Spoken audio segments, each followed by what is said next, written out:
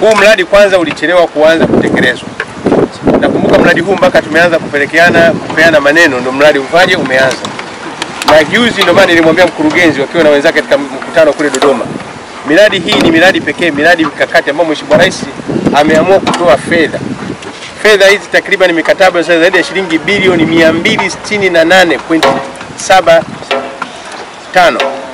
Haijawahi kutokea fedha za serikali zaidi ya shilingi bilioni 268. Haijawahi kutokea. Ni kwa mara ya kwanza, haijawahi kutokea katika historia ya nchi. Miradi kama hii zamani jiji lingeamua kuchukua mkopo katika mabenki ya kibiashara, ambao mkopo huo kurejesha kwake ingebidi itukie gharama kubwa sana. Ndio maana leo hii tuna soko mfano kama soko la Mwanjerwa. Serikali jiji la Mbeya limechukua mkopo, leo hii wanahangaika na ule mkopo. Lakini hapa Dr. John Magufuli ameamua kwa ridhaa yake mwenyewe kutoa shilingi bilioni 50 kwa ajili ya mradi huu. Niwapongeze, mradi sasa umeanza vizuri. Mimi hapa nimeridhika, mradi umeanza vizuri. Hongereni sana. Mkuu wa wilaya nikupongeze, jiji niwapongeze sana mkurugenzi na timu yako na mama, pambana hivyo hivyo. Katika wakurugenzi ambao wapambanaji, wewe ni mpambanaji, endelea kupambana hivyo hivyo. Watu wengine watakuchukia. Usitaki kila mtu akupende, wengine watakuchukia. Sawa? Lakini pambana hivyo hivyo. Lakini watendaji wako mnafanya kazi kubwa. Kikubwa zaidi consultant. Hii kazi yote ndio maana nilikuwa nahoji maswali pale. Kazi hii yote mkurugenzi na wataalamu wake wote, DC wote jicho lao ni wewe. Wewe hapa ukilala hii kazi ya bilioni 50 inakuja kuharibika. Mkandarasi anataka kufanya, kuna vitu vingine ataka kufanya hata variation ndogo ndogo bila mtu mwingine kujua kwa ajili apate profit. Consultant kazi yake kuweza kusimamia kazi kwa niaba ya client. Kwa hiyo tunakutarajia sana ndugu yangu, ndio maana nilikuwa nauliza maswali pale. Nataka wewe consultant maswali yote yawe nini? Yawe kichwani, kila kitu. Nia yangu msimamie hii kazi iende vizuri. Hii stendi sasa hivi tunajenga stendi ya Dodoma. Katika stendi tunajengwa sasa hivi Dodoma ndio stendi kubwa, itakuwa kubwa. Lakini hii sasa manake ndio itaizidi ya Dodoma. Manake nini? Tunataka stendi nzuri na ya kisasa. Imani yangu hii kazi hatutopitisha muda. Natarajia mwakani Septemba kama siwe Julai kazi hii imekamilika.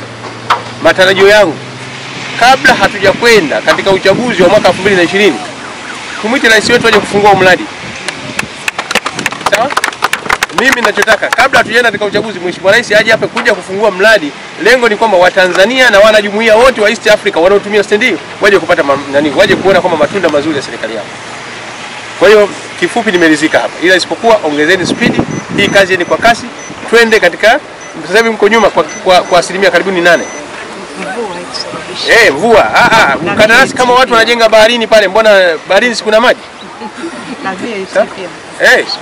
Issue ya VAT nimesikia mkurugenzi. Ndio maana walivyoniambia ile message nikamtumia Dr. Mpango kama watu wangu wa Ubungo, nadhani nakumsikia nimekwambia.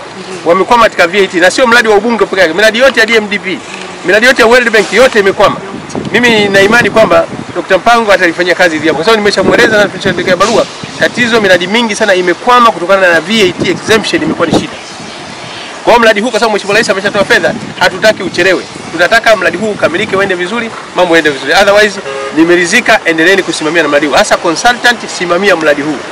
Jambo lingine, hamasisheni. Isije katokea watu sehemu zingine nimepita watu wanaanza kuiba vifaa.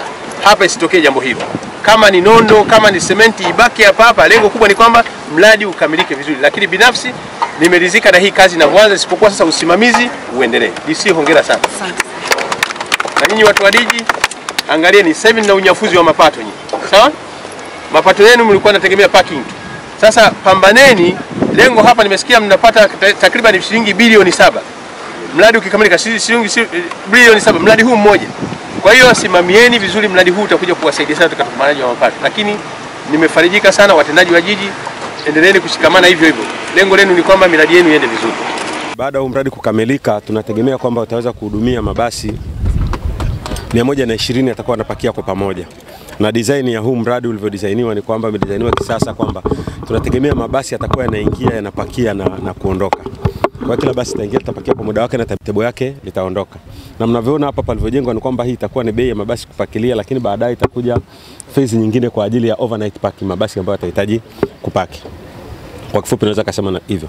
Lakini pia kwenye design hii imeconsider kwamba kuna barabara kubwa inakuja ambayo inaenda Kibaha, kwa hiyo tunategemea kutakuwa na underpass ambayo itaruhusu haya mabasi kuingia au kuunganika kwenye barabara bila kuleta mchanganyiko.